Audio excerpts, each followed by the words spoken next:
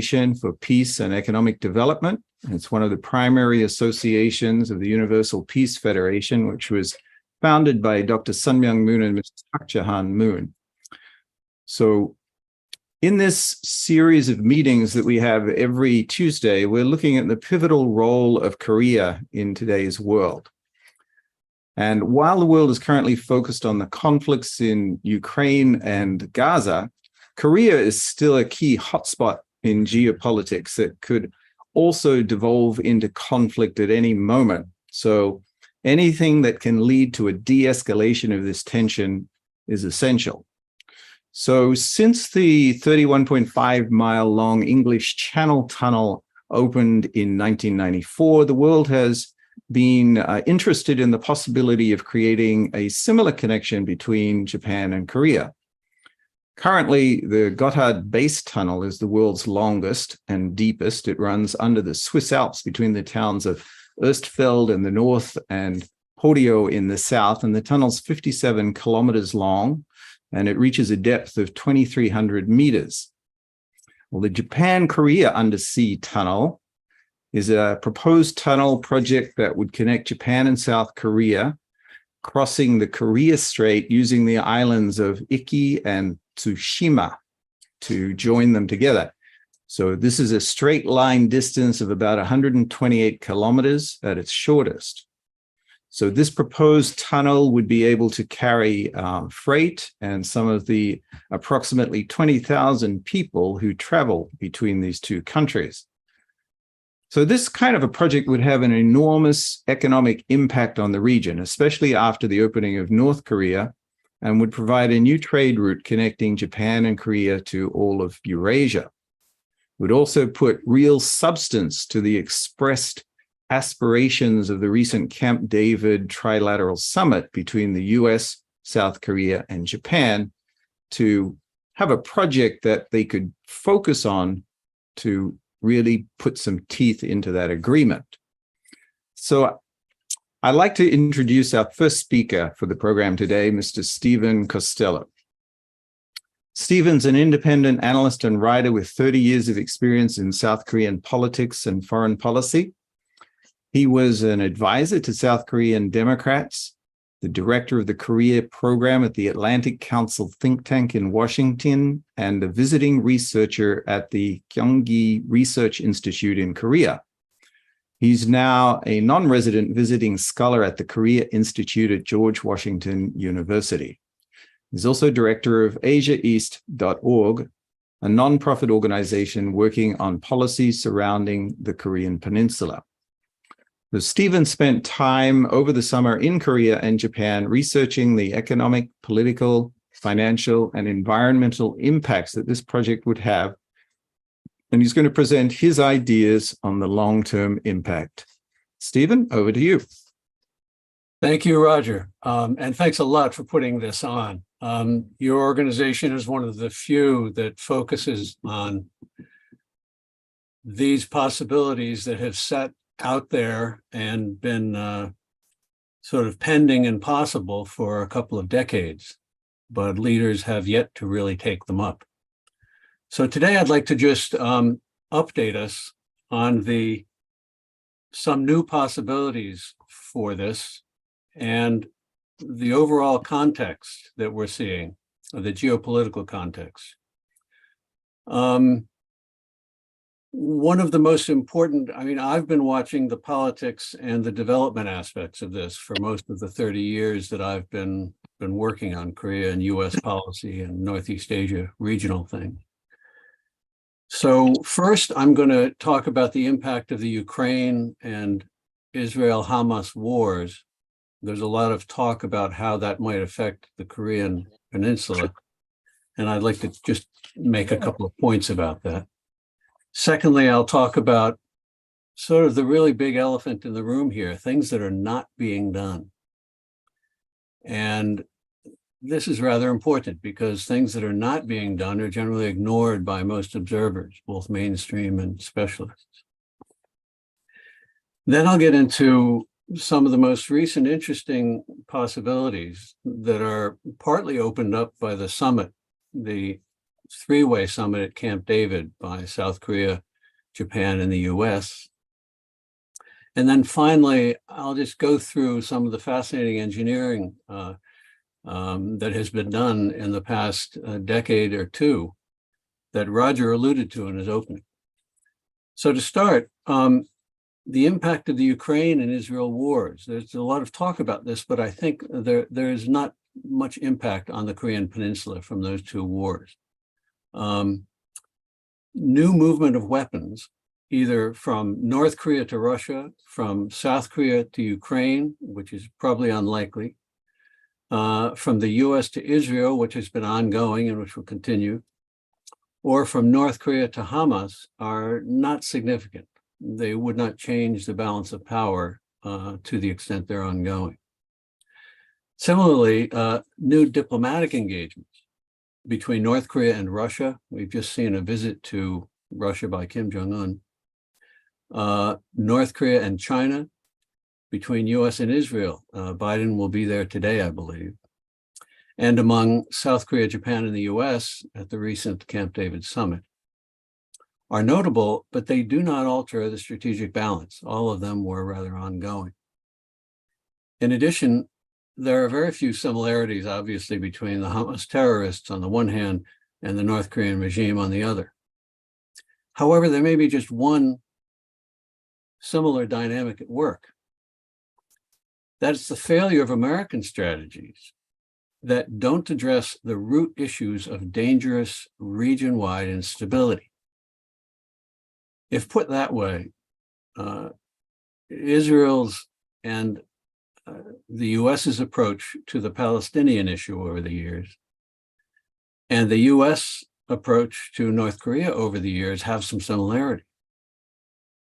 For instance, two of our best thinkers on Korea, Siegfried Hecker and Robert Carlin, recently wrote an article in Foreign Policy Journal making a point that by now the North Koreans have completely given up on engagement with the Americans.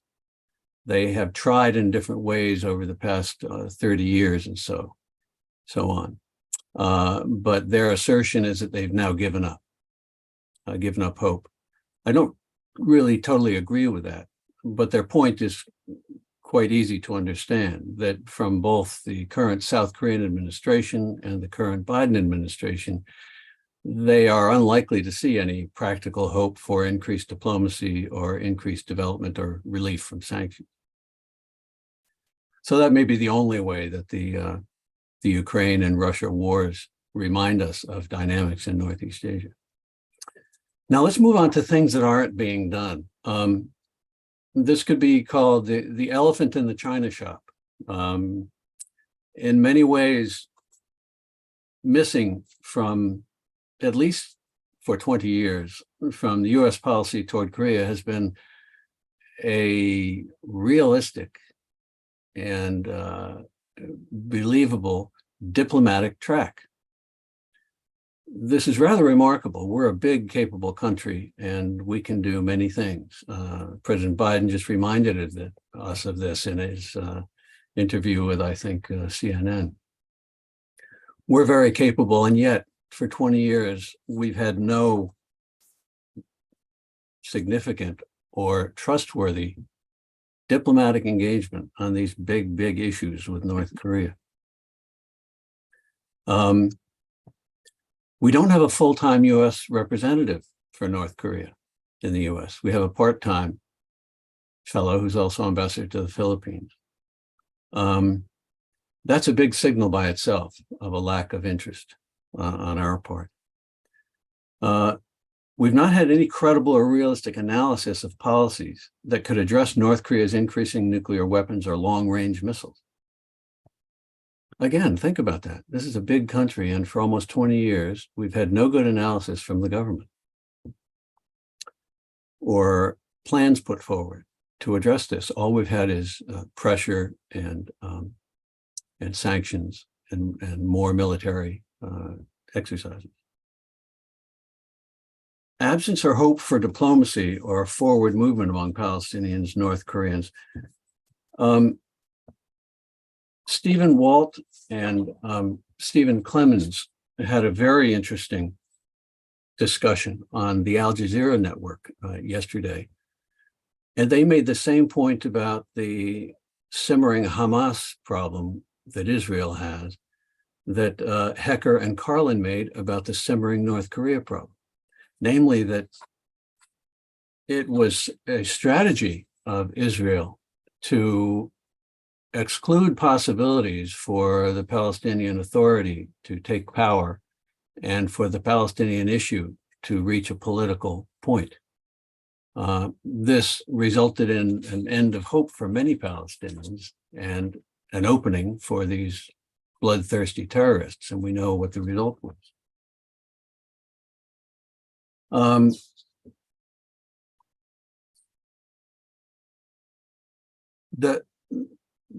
The sort of gaping hole of what's not being done has been partly addressed by the recent summit, the three-way summit between South Korea, Japan, and the US.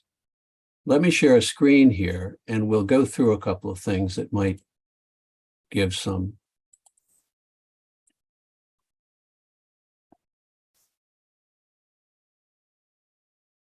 for a long time,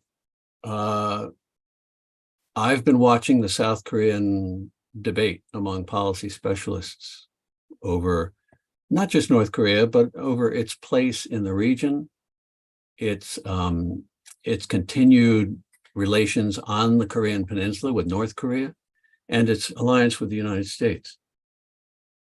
And what I've noticed over the years is that the best thinkers, and there are plenty of them, they have a very good policy specialist group in South Korea among academics, former officials, and others. They, at least since the time of Kim Dae-jung and the democratic thinkers from the 90s that I worked so closely with, they understood very much the long-term objective of Korean, North-South Korean cooperation. This is not to say reunification, because that, in whatever form, is a generation or generations away. And Kim Dae-jung and all thoughtful leaders know this. But increasing cooperation and peace building would do something right away, just as it did in the 1990s. It would begin to have South Korea and the Korean Peninsula seen as not this, four entities there, but this. That prospect, even in the 90s, when we had budding US-North Korea agreements with the agreed framework, and we had budding South Korea-North Korea cooperation with electricity and visits and so on, already both Japanese and Chinese, and particularly Chinese, were paying attention to this prospect that you see right here. And they were reacting in predictable ways. They were embracing the economic benefits it would bring to them.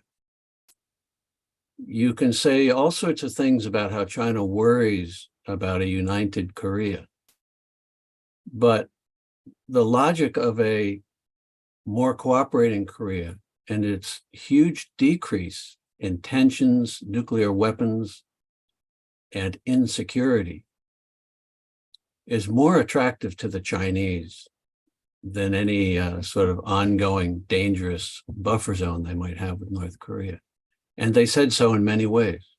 They've said so for several decades, that as long as they feel they have their border with North Korea and understandings with the principles, that North-South cooperation is not a threat to them. Together with that, the economic boon to that part of northeastern China, which needs development, would be a very obvious incentive for them. Finally, take a look at this map from the point of the Americans or the Japanese. Many people speculate that the Japanese are terrified of North-South Korean unification. For similar reasons as the Chinese, I think that's not true at all. And in fact, when you listen to Japanese talk about this, they understand very well that a strong and less dangerous Korean peninsula and more cooperative and united would be a huge boon to them.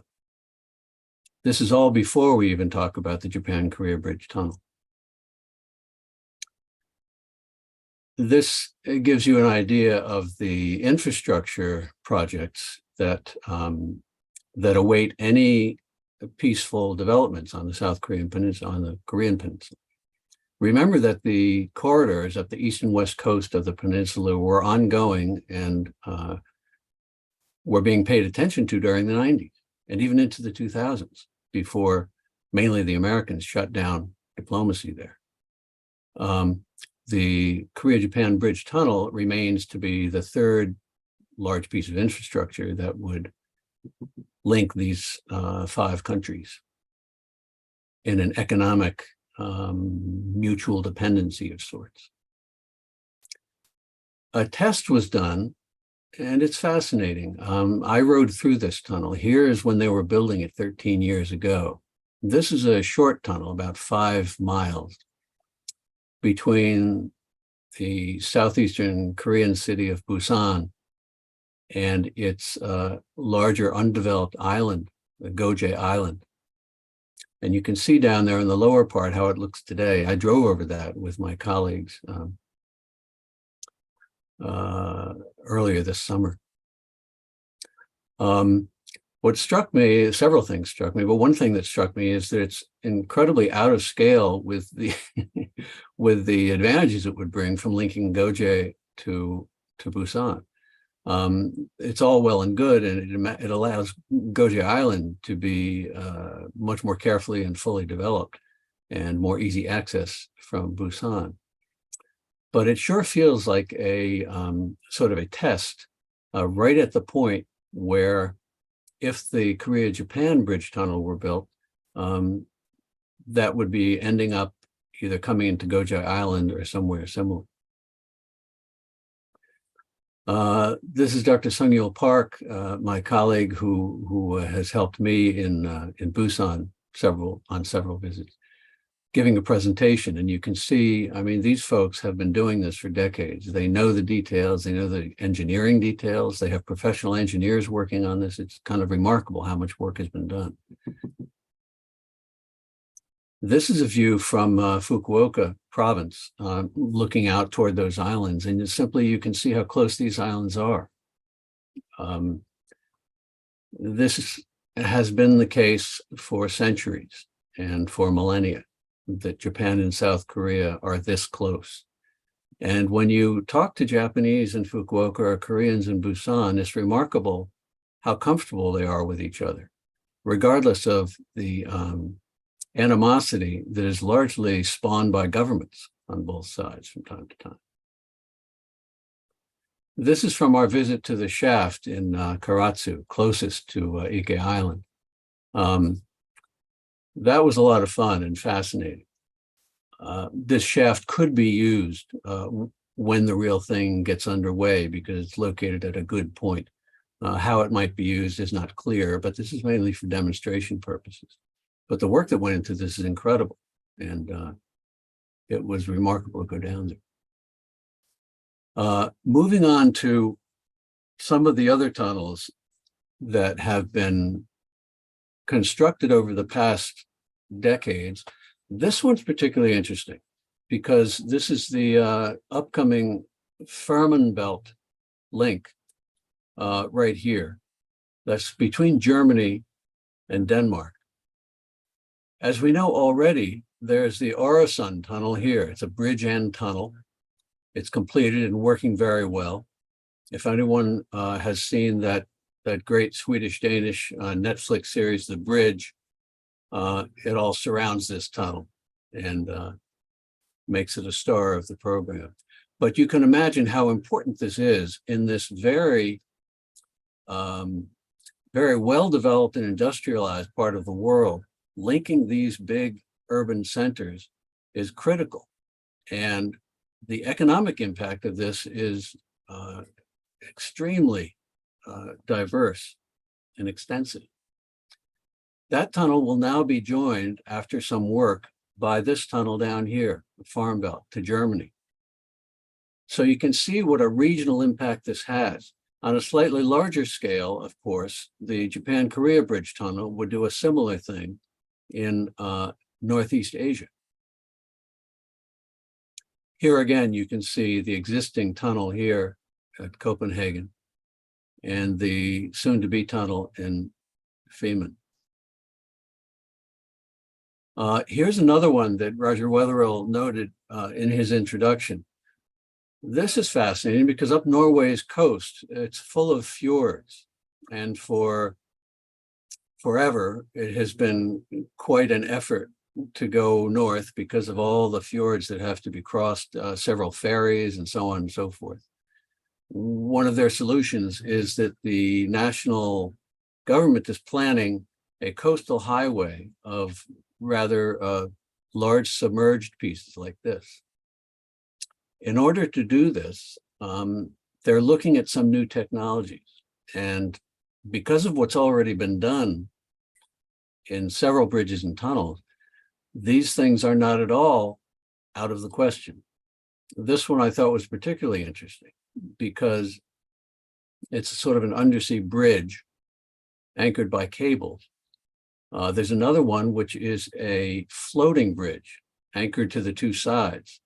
But Norway's checking all this stuff out, and they seem quite serious about this. So it's something to watch for those of us who care about this.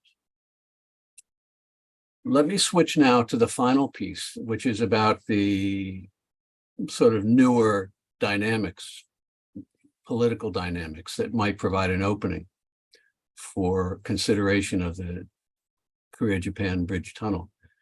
Among the things that the statement said at Camp David was, we'll continue our cooperation toward the successful conclusion of the IPEF negotiations.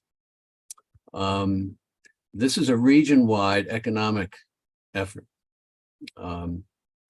It's intended symbolically to complement all of the military and pressure that the three countries agreed to put on North Korea and to aim toward China.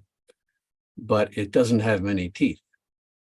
The second part was interesting to me because they mentioned very specifically promotes sustainable economic growth, financial stability, financial markets, and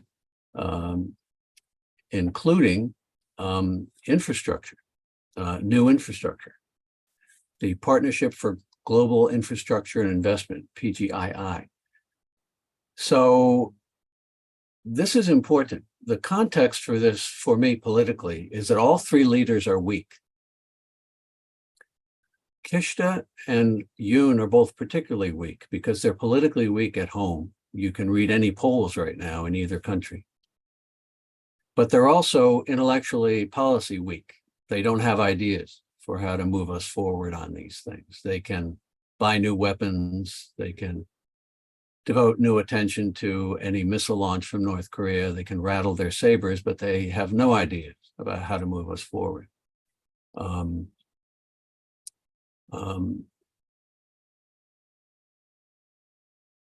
So the trilateral summit opens up possibilities.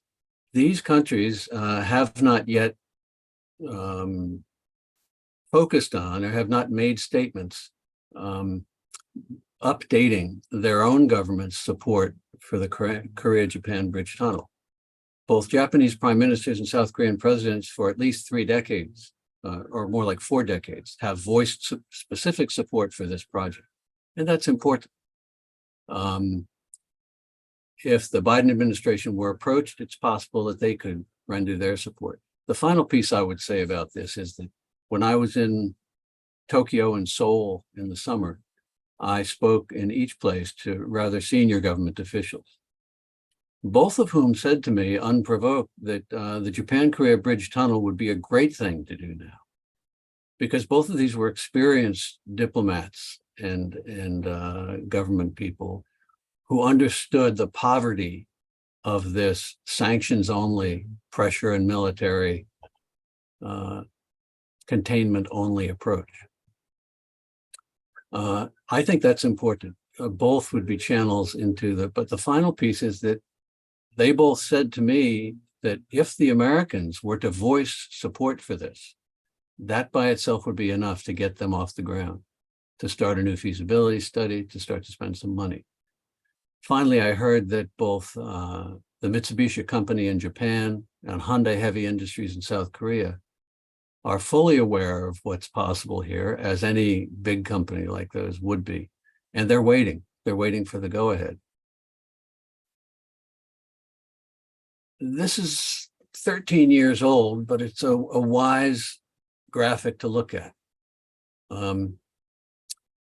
In somewhat an answer to a lot of the extreme threat inflation that goes on in government public statements now, Northeast Asia is quite well positioned to push back on any Chinese overreach or bullying. We're quite familiar with the international dynamics of all this. There's generally acknowledged not to be much of a military solution here. And many of the best experts on China in the US have been warning at the top of their voices that the American mix of confrontation and cooperation is badly, badly skewed toward the former. So this graphic should give us some reason to feel that there is flexibility for the Americans and others to follow the lead of governments in Australia right now and others who are finding ways to engage with China even while they stand against its overreach. And this is just to give us a light moment while we think about all these things. Thank you, and I'm happy to take any questions. Oh, but first, let's hear from Dr. Garrett. Thank you very much, Stephen. This is very interesting. I like the last slide too, about the nuclear issue. Okay, I have one quick question. In terms of the economic benefits for the tunnel, in your research, do you come across any statistics or ideas about how much this would cost and what would be the return on the investment of building a tunnel? Do you have any comparisons around this? Yes, I mean, in a way, my problem has been that there are too many. I think the best way to come at this, or at least in the short term, is to look at something like the UK-France Channel Tunnel. Even though that was opened way back in '94, it was recent. I recently appreciated the fact that its length is almost exactly what the length will be of the longest tunnel segment needed in the Korea-Japan Bridge Tunnel. And that's the one from South Korea to Tsushima, 31 miles or so. There's that. But the other thing is that those countries had been, over the centuries, at war several times. They had deep animosities and distrust. It's hard to remember that now, but all the way up through the 80s and 90s, experts, and I mean real experts and journalists, were screaming, tearing their hair out at the prospect of an actual physical link between the two. They'll invade us. What are we doing? Blah, blah, blah. Well, now after it's happened, one of the indications, and there's a great graphic for this, one of the indications of how incredibly economically valuable it is that when Britain left the EU, they foolishly, of course, they shut down a lot of their ease of access to France. You have a graphic of, I think, 30 miles of lorries, trucks on a road waiting to get into Dover and to go across the channel because the foolish British had gotten out of the EU and forgot what it was going to mean to them. Just imagine the economic cost of that. In fact, today in the UK, you can easily find smart assessments of how much it has cost Britain to exit from the EU. And a lot of that exit is right there at the channel. Now, they have fixed some of this, but my point is that this is a great answer to what is the long-term economic impact of tunnels like this. Second thing I'd say is about the German, Danish, and Swedish tunnels that we talked about. You know, it's almost the most visually impactful thing you can see about how linking large centers and rail corridors and so on in a much more direct and quick way would make everything easier for everybody. So it's easy to read about this. Statistics, I don't have them at hand, but they're not hard to come by. Thank you. Yeah, I think there's a lot of that we could bring out in the discussion about the benefits of more trade or open trade as opposed to, I guess, the protectionist, philosophy that is being implemented more and more around the world today in terms of, putting in place taxes or excise duties or this kind of thing on imports and so on. That is a great point to make. I would just add that we've had instances of Japan unleashing a bit of a trade war against Korea because of the comfort woman issue. Yes. In the past. So that's exactly one of those things. This would have to supersede all that. Right. Yeah. So there are various issues that need to be broken down. But I want to give Dale Garrett a chance to speak. So let me just introduce Dale. He lived and taught in South Korea for 8 years, including 3 years at Sun Moon University, and has formed friendships with many Japanese people over the years, both in Korea and working with them here in the United States. And he sees an undersea tunnel connecting these two nations as something that will bring very significant benefits to both. And he recently wrote a new book called The Peace Road. I have my copy here. So if anybody would like to get a copy of his new book, we'll put it in the chat. It's available on Amazon. And this book is all about building a road and a tunnel linking South and North Korea, and then a highway that would connect all the way through Pyongyang and to the rest of Eurasia.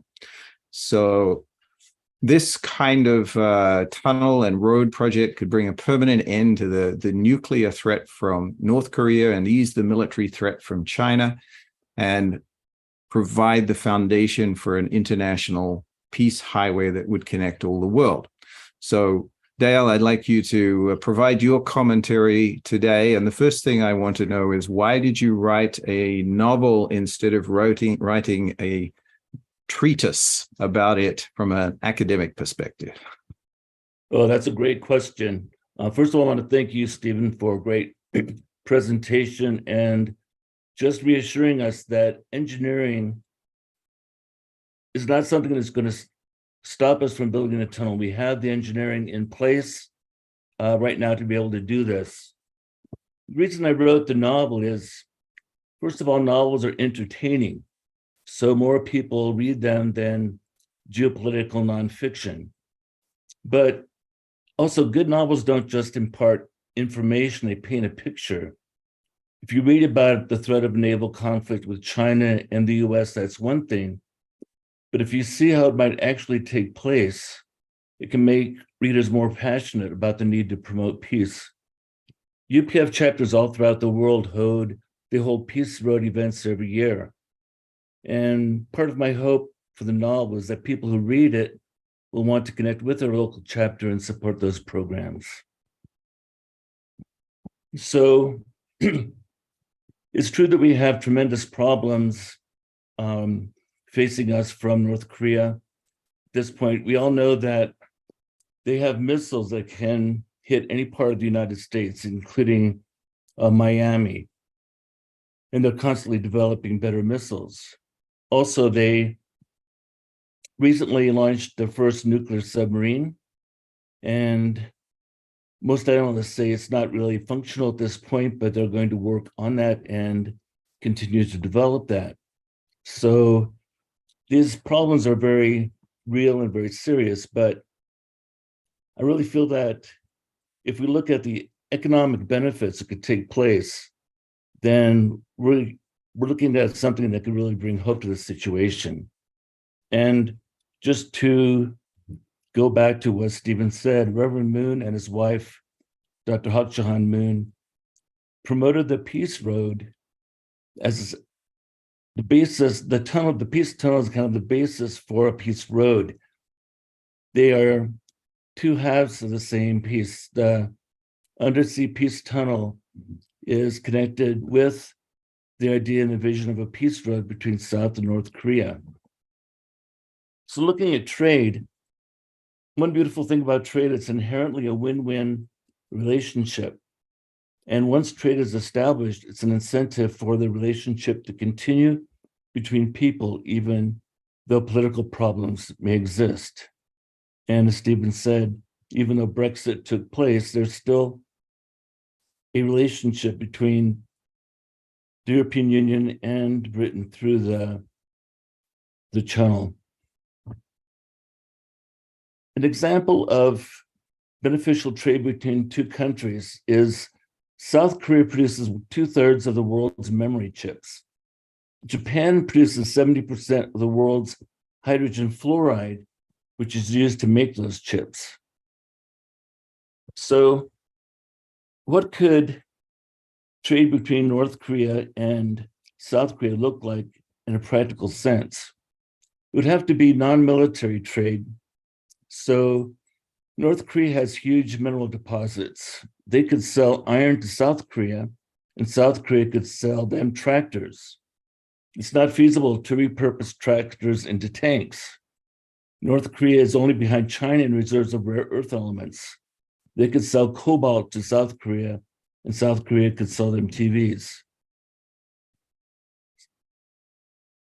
Some people look at the prospects of reunification, they pray for a miracle, and it might be a miracle that North Korean leadership was overthrown and a democratic government was put into place. That's a huge miracle, would it be for sure. But a small miracle could result in transformation as well. First of all, we have to know that the leader of unification movement, Dr. Hak Jahan Moon, has a close relationship with the leader of North Korea. When Father Moon's centennial celebration was held, Kim Jong-un sent a condolences and a floral tribute to Reverend Moon, and he was the only country to do that. So there is a possibility for North Korea to make a breakthrough, and this is a idea that has been championed by the former Prime Minister of Cambodia, Hun Sen. And it's a confederation between North and South Korea. So it's called the two countries toward one nation, one peninsula, one people, one culture. And a crucial element in this proposal is toward.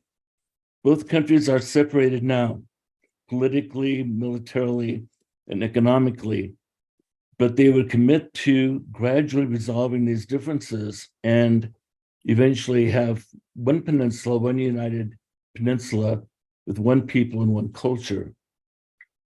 So if we look at these three pillars of this confederation, the first pillar is one peninsula, and Korea has existed on the peninsula as one country for an extremely long time, 4,300 years.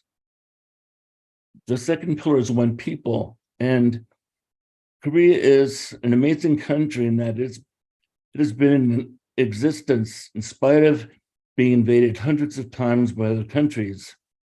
They never invaded another country, and they kept their position as one people on the Korean peninsula. The third pillar is one culture, and that's more than just having the same language. They have an innovative culture. Korea is the first country to actually develop a metal printing press in 1234. the first ironclad ship. And that innovation has taken place and continued. Actually, South Korea has actually developed the world's first Braille smartwatch.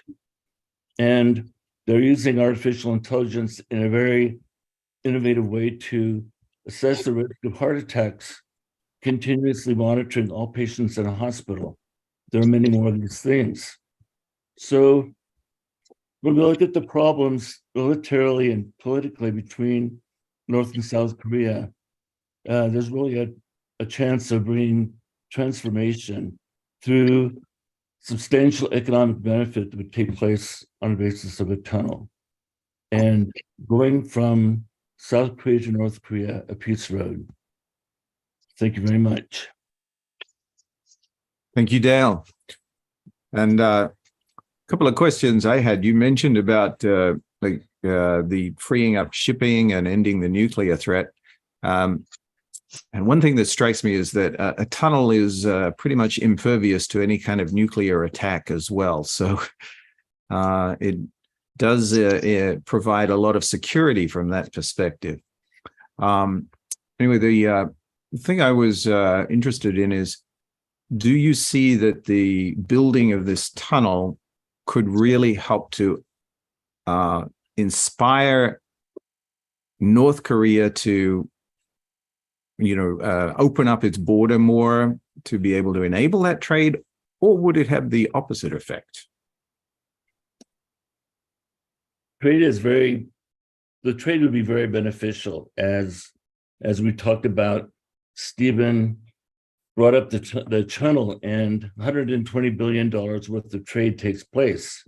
So if a tunnel between South Korea and Japan were built in generating tremendous economic benefit, then that would be something that provides a human relationship between the two countries. And that relationship is something that would inspire the continuation of a peaceful relationship.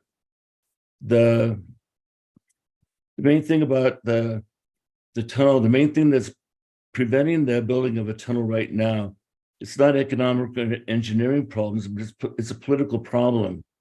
There's been historical distrust between the countries of Korea and Japan. The current mayor of Tokyo has stopped honoring a special monument that was made decades ago. At the time of the Great Kanto earthquake in 1923, 6,000 Koreans were murdered or massacred by Japanese at that time, who blamed Korea for the devastation of the earthquake. That there was a monument built up to honor them and to commemorate them. And the prime ministers and leaders of Japan historically went there every year and offered their condolences and their apologies. The current mayor of Tokyo has stopped that, and it's just an indication of the distrust and animosity that still exists in the minds of many Koreans and many Japanese.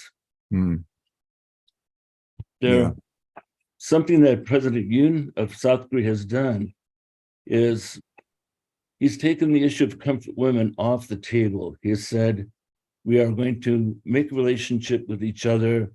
Japan can become our friend. We're not going to demand reparations for the issue of comfort women. So that's actually huge. And it shows that there's a possibility of Yoon being able to talk Kishi into having some kind of relationship, deeper relationship.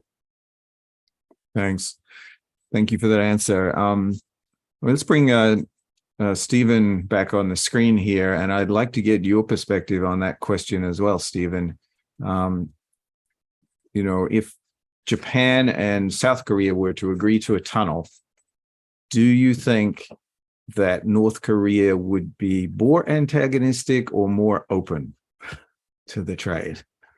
A good question. I've always thought, and I think this is borne out by the history of discussion of this tunnel in both Korea and Japan, that separate from the North Korea issue, this has huge positive ramifications and is very attractive to both sides. And it should be very attractive to both governments. Dr. Garrett's point was great about the distrust that has been sown between South Korea and Japan. But I would point out that most of that distrust is by rather shallow political leaders. So this is at the kind of popular newspaper level. And I heard a lot of this in Korea too, same thing in Korea. My point to all these people would be, that's true, but it's shallow. It's shallow. And it comes and goes with political winds. That's why one of my points has always been that you need leaders who are a bit more capable than the ones we have now. And that brings me to another point about this. We should be practical. I'm one of the few analysts on these issues who's been watching politics from the beginning. And we have to worry about a cart before the horse problem here. As you know, Roger said, should the tunnel come first, or should there be peace agreements first? And Dr. Garrett addressed the same question. It's true that because the tunnel has a independent logic, you know, with just Korea and Japan, and also with the U.S. I mean, we can list 100 reasons why the U.S. should support this between its two allies. But it is more likely that peace agreements should come first. In a sense, large infrastructure projects depend on political stability and social stability. When there's increasing insecurity and saber rattling, that takes away security. Look at Northern Europe, probably one of the most stable places in the world. That's why they're doing all this. Right. In South Korea and Japan, back in the 90s, it was possible. We really got started with all this. But as soon as a right-wing administration came in the US, it was shut down. That was 20 some years ago. So there is a dimension where we're going to need more capable leaders who can see this bridge tunnel project as part of a package of interlocking incentives. Infrastructure has been and always will be at the heart of agreements with North Korea. It would be nice if this took into account some of the US-Chinese interaction as well. But that's what I'd say on that. Yeah. I think it was an interesting point you made about how both North and South Korea would be willing to start this if only the US agreed to it, because both of those countries are kind of like dependent in many ways on the US for their political stability as well, and for their security. And having the US kind of endorse the project would give them the motivation to go ahead. We have a couple of... I very much agree with you there. Yeah. So a couple of other questions we have in the chat. Sorry, Dan, you wanted to respond? I just want to mention one thing about, we haven't discussed China's view of the Peace Tunnel and Peace Road in very much detail, but China is facing tremendous economic problems at this time. We know that they're actually coming to the point of deflation, and 20% of the real estate that's been built in China is unoccupied at this time. They have empty apartment buildings, bridges that are half built and are not being constructed anymore. So when Japan and South Korea can be united and there can be a peace road between North and South Korea, China will be able to tap into an amazing market. Combining South Korea and Japan, the third largest economy and the 10th largest economy in the whole world, it would be tremendously advantageous for China to connect to this. And that could really bring political healing to the whole situation between China and the rest of the world, Mm. particularly the US. Those are points that I would make too, Dr. Garrett. And in particular, the view from China of the Korea and Japan area would be hugely impacted if Korea and Japan were to show that kind of long-term large infrastructure development. Its direct link, a hard link that would then be available to China through North Korea, would be irresistible. You know, remember, China has all sorts of issues, both internally and with its neighbors and with the US. But it also has the third largest economy in the world, Japan, and the seventh largest economy in the world, Korea, with all of their incredible technology and wealth right next door. This kind of development, first of all, peace agreements, but then secondly, infrastructure development, would just directly impact them. And I think those considerations, those economic considerations, as you point out, would easily overcome a lot of the sort of conspiracy theory sorts of speculation about why China would be afraid of this. It's also important to point out that for both Japan and for South Korea, China is their biggest trading partner currently. So they are very dependent on that trade relationship, and then lowering the freight costs between those two countries would have a huge impact through some kind of a rail link. We did have a question about the technology, was the first question that came in here. Is there any thought being given to like maglev trains or using this kind of thing, or is it traditional kind of trains? Do you know anything about that?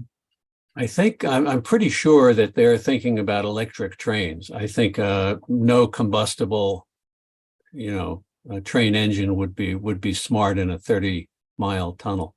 And I suppose we could look at what they're doing now in the Channel and in the Orasan Tunnel and others, but I'm pretty certain all of them are over to electric, and they have redundant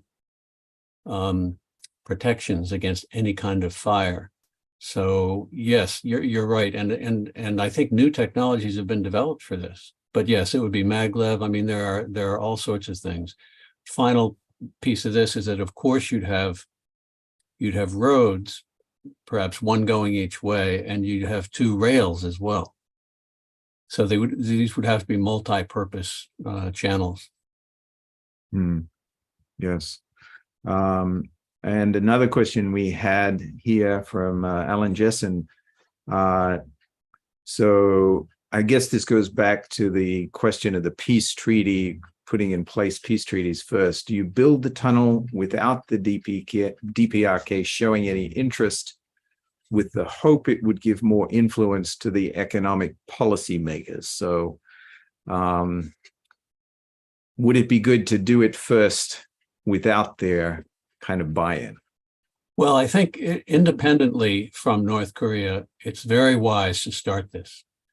And it has been wise for decades. We know it, most Japanese know it, most Koreans know it.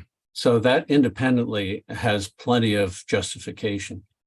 The attraction for North Korea, yes, I think they would look on and would understand right away how nice it would be for this to be part of their economic opening and their denuclearization and everything else. But it would be for negotiators from mainly South Korea and the US to put this in a package and to make this one of those things that would be that would sweeten the package for any deal with North Korea. These are infrastructure, long-term things. They're not giveaways to anyone. So they should be part of that kind of thing. I guess the answer to your question is, as I said in my presentation, why have we had no serious diplomacy toward North Korea for 20 years? What the heck? I mean, this is abominable from governments that pretend to know what they're doing. Yeah, that's a serious problem. I would say that the tunnel between South Korea and Japan has to be built without the support of North Korea. North Korea is not in a position to stop it. I think they would look at it with hope, actually, thinking that if some kind of peace can be built between South Korea and Japan, it could benefit North Korea in the long term. The most important thing we have to look at with North Korea is the threat of nuclear war. That's the number one thing we have to prevent at this time.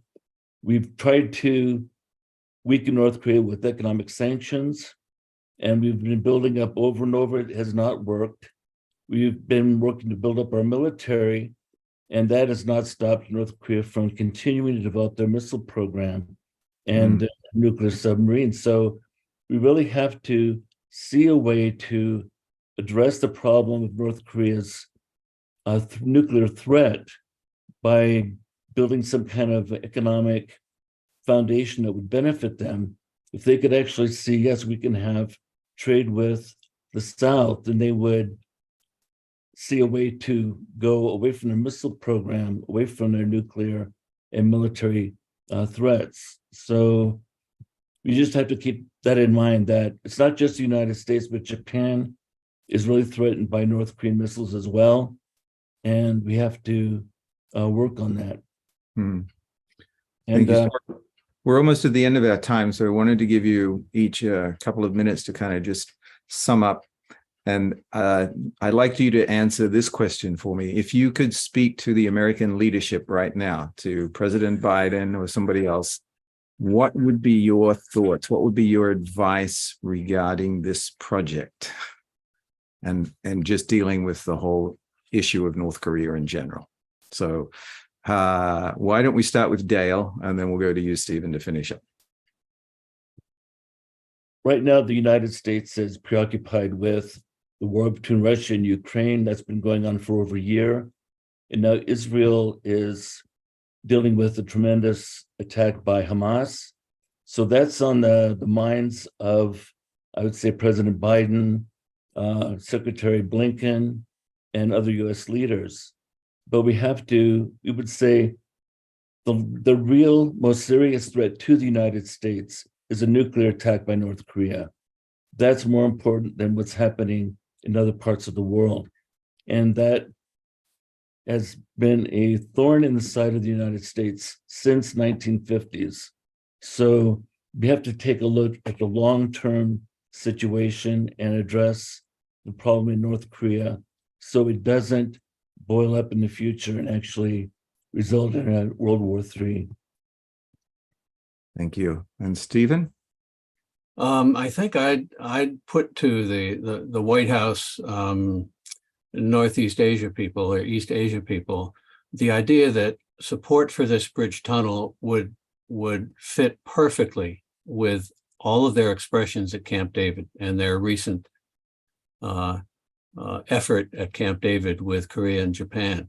Most serious scholars look at that agreement and largely laugh at it because it's so empty of practical implementation, and it's so thin politically, in a political sense. This sort of a project, if backed by the US, would give it some meat in a way that none of the military posturing would.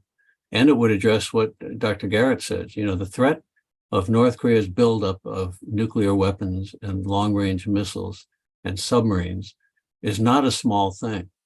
It boggles the mind that our great American government has no idea about how to address this.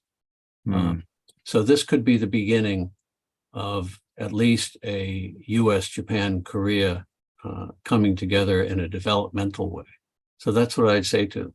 I don't think, I don't know how open these three governments are today to the larger issues of getting to better developmental security agreements with North Korea. We may have to wait for other governments, but this economic and infrastructure issue is perfect for right now. That would be what I'd say. Okay, thank you both very much. My concluding remark here is to go back to something you said at the beginning in your presentation, Stephen, where you're talking about Gaza and how the end of hope often leads people with their backs against the wall to turn to violence as a solution. And if we're not offering hope, if we're not offering solutions or possibilities for change, then I think it is actually going to create greater stress on the Korean Peninsula and lead to the possibilities for violence to break out there as well. So let's keep this topic and this possibility open in the minds and the hearts of our representatives of government wherever we can. And I thank you both for your contributions. We're going to invite our audience to stay on, our Zoom audience to stay on a little bit longer if you would like to ask any questions or make any comments on this topic, but we're going to end the live streaming at this point. So stay tuned again next week if you'd like to join. Thank you. I'd just like to give the link to the book is in the chat. I just put the chat if you want to get the book on Amazon. Great. Thank you, everyone. Book looks great. Thank you. Thanks, Stephen. So let's finish our live stream at this point. And I would like to ask if anybody has a comment or any question that they like to ask to either Stephen or Dale, please just raise your hand in the chat, or you can unmute yourself and speak out. This is a chance to, get to know each other a little better outside of the in-person experience. So, anybody? The Zoom reality. Yes, the Zoom reality.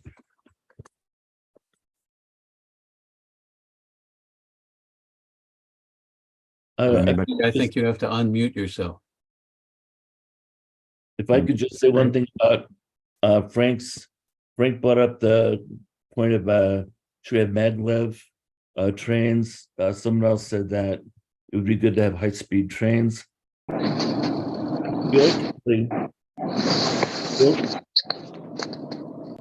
ahead. We ultimately have to look at the larger picture that Reverend and Mrs. Moon have given us, which is the tunnel across the Bering Strait. And that bridge tunnel across the Bering Strait is something that could really be benefited by constructing the peace tunnel between Japan and South Korea. The engineering that would be done for that, the new developments in technology could really help build something across the Bering Strait. It's such a long distance. If you look at the actual miles between Alaska and Siberia, it's a huge distance, and you would have to have high-speed trains in order to do that. Yes, a good point. Bob Exler, were you trying to ask a question? There was a lot of background noise there. No? Okay. All right. Anyway, from my perspective, I have an engineering background. I've always studied about civil engineering, and these projects, they always interested me. And I have to say, when I first heard about this idea about 30 years ago, I thought, that's never going to happen. Nobody could build a tunnel that long. But then over the years, they've consistently started to prove me wrong with longer and longer tunnels.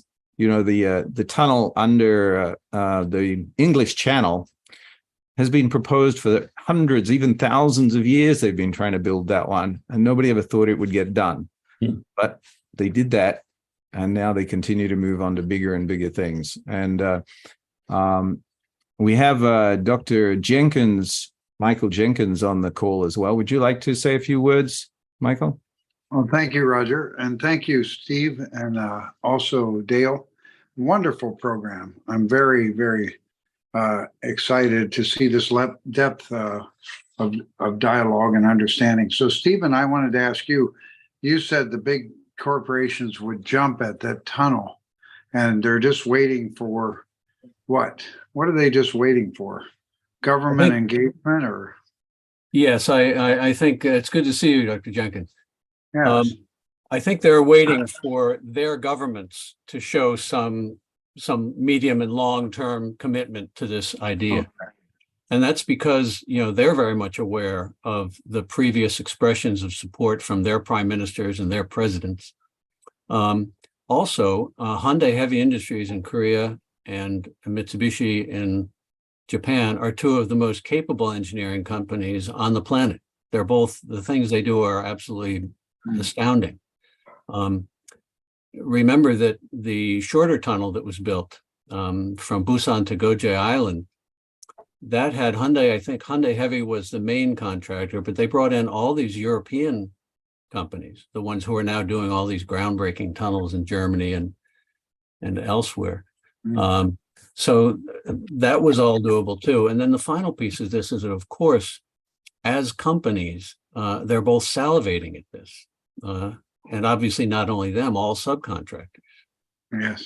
One of the great, I didn't point it out, but it probably should be pointed out, the difference between spending $6 billion on a rather useless anti-missile shield in Alaska, as the George Bush administration did, against the advice of all non-proliferation and engineering experts. So that's $6 billion. And then you think about the billions that are spent on weapons and military exercises. It would take a very small piece of that. They say 10 billion over 10 years as a very rough estimate for this tunnel. But my point is simply that, compared to other really useless spending, this is rather a no-brainer. Yes, that's really true. I think we were surprised when Jim Rogers visited the site on the Korea side, and he became extremely interested because he knows the value of opening up the trade between Japan and Korea, and then even on through North Korea. So very good. Dale, I just have a question for you very quickly. I really love the fact that you're thinking ahead of cobalt being sold by North Korea, and we don't think that way enough. I mean, eventually this division has got to end. And what are your thoughts on achieving that? What do you think the best thing could be done from America in this regard? Well, I want to mention something about Jim Rogers. You pointed out, he's been such a strong proponent of the tunnel. The English Channel, the channel was built with private investment. It was not built with money coming from England or France, but private investors saw this as a tremendous opportunity to make money. And they have done that ever since the channel was built. So people like Jim Rogers are really in a position to convince the American government. I would encourage Rogers to connect with Secretary of State Blinken, with President Biden, and work to make this actually happen. As we've said, if the United States really promotes the tunnel, then it's much more likely for South Korea and Japan to agree to that. Then private investment could come in and actually make it happen. Okay. What about North Korea? What can America do with China sitting on their doorstep? Or they're sitting on China's doorstep? Well, go ahead, Dr. Garrett. Yeah, right now we see China as China really wants to have North Korea continue to be a communist country and not connect with South Korea. That's a conventional wisdom. They want to have a buffer state between them and the democracy of South Korea, which is backed by the American troops. So that's a conventional understanding, but the most desperate need for North Korea is to really have significant trade with other countries. When Xi instituted the zero COVID policy, even the trade between at the border between China and North Korea was cut off. They've been trying to increase that trade, but the most important thing for North Korea is to be able to build up its economy And once it does that, then a unified Korean peninsula would be something that would be very attractive to China. The other Belt and Road Initiative, if that could connect with Peace Road between Tokyo, Seoul, and Pyongyang, then it would be a tremendous benefit to China. And I think they could move. Good point. Thanks. I think That's what also, Alan, sorry, Ambassador Christopher Hill said that same thing. If China could see the benefit of North and South Korea uniting, not as a threat, but as a benefit, it would become more cooperative. I think in a way, Mr. Hill would demonstrate the fact that he's a bit behind the times by saying that, simply because China already sees this, and it was already proved in the 1990s quite clearly. Also, the honest calculation has long been that South Korea and the US together have far more leverage over what North Korea does than China does for economic and security reasons. China can help them and back them up, but it can't do really anything else, and it's not willing to do it. Then if you take that already lopsided amount of leverage, and leverage is what diplomacy is all about, and then you add Japan, well, the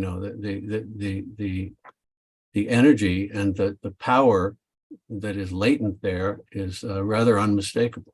All you need are political leaders who can put one foot in front of the other. Very good. Thank you. Thank you, Roger. Alan Jessen has his hand raised here. Alan, would you like to ask? Yes, hey, thank you very much for your presentation. Well, I'm from Iowa, and there's a famous movie that came from here that applies. It's called The Field of Dreams. So maybe we could apply that to this, the Tunnel of Dreams. And there were two spiritual messages that were received in that movie, if you remember. One of them was, because if you build it, they will come. And then the other is, go the distance, right? So I think the tunnel should be built without necessarily waiting for a peace agreement with North Korea. It seems to me that this is a stimulant and it puts substance to a dream, and makes it almost, it creates an attractive asset that can be responded to. So you give, and then there can be some response to that. So waiting for North Korea is maybe waiting too long, right? The other thing is I know some of our analysts have talked about North Korea is not ready to really open their economy yet. They need some reforms. And one of the reforms that I've been hearing a little bit about is in the banking sector, that there are some indications that they're trying to arrange their money system. They've got 3 different currencies, but if they successfully can manage that, it'd be more ready in a position to receive some trade and development with the South and the rest of the world. So I don't know if you have any thoughts on that, Stephen. That is such a great closing comment about the Field of Dreams. Thank you for that. Yeah. Yes, you're certainly right. Again, I have to remind even specialists here in Washington, this was all done in the 1990s. This was already being done. One of my good friends who you've had on there, Bradley Babson, was, I think, with the World Bank, and he was the North Korea, wrangler. And he had many talks with them, long talks with North Koreans in Europe, in Asia, and elsewhere, pointing out to them exactly what would have to be upgraded, how the World Bank knows how to do this from doing it in 100 countries in the past decades. They would come in, they'd help them restructure the banking aspects, they would help them with a legal framework that would give investors some security, so on and so forth. It's a step-by-step thing. They know how to do it. It's been done all over the world. So you're exactly right that these things would, and that's one reason why agreements, really good multilateral agreements would probably have to precede North Korean involvement or opening here. But yes, and I also agree with you, Alan, that yes, independently, the Japan-Korea Bridge Tunnel should go ahead on its own merits. Yes, it would be nice, not only North Korea, but China and Russia also would look at this and be licking their lips, economic lips, because this would be a benefit to them as well. Great.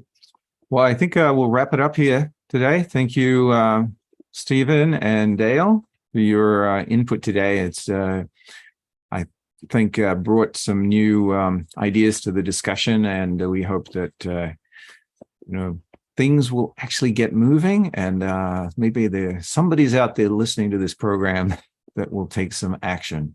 Okay. Thank you so much. Look forward to seeing you all again. Thank you, everyone. Thank you very much. Thank you. Thank you for your book, Dale. Bye. Yeah, Yep. thanks. Bye-bye.